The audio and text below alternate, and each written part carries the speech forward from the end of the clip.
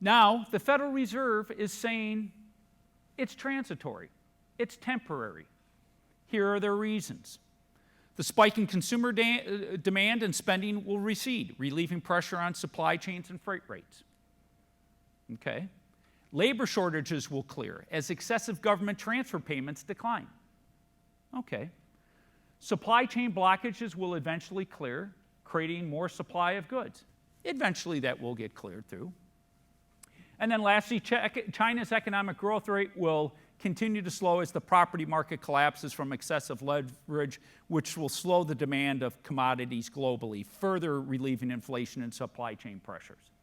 Okay, so those are the arguments that the Fed is making and many people are making about, don't worry too much about inflation. It'll go away. Here's some examples to support their arguments. This is lumber prices.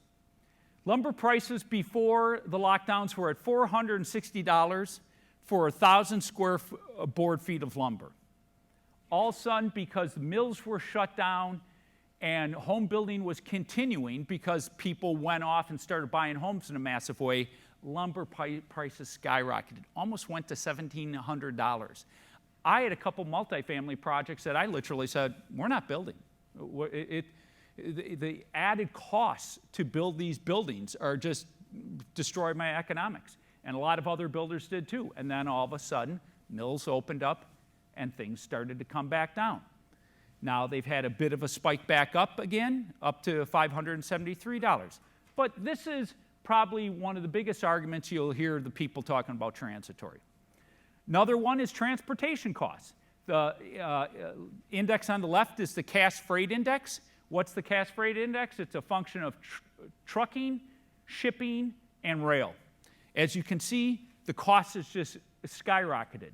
And then the one on the right is container pricing. So the containers that these big ships come in, they've gone through the roof because everybody's trying to get their hands on containers.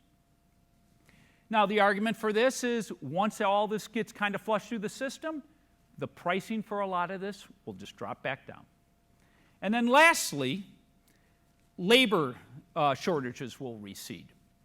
Because the federal government was paying people more not to work than to work, we created massive problems with labor and businesses not being able to run their factories to produce the goods to relieve some of this pressure.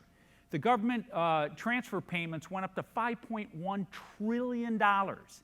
Now they're down, but with what President Biden is talking about, they want to continue to, with Build Back Better plan, continue to juice and supercharge a lot of the transfer payments, welfare payments, however you want to say it.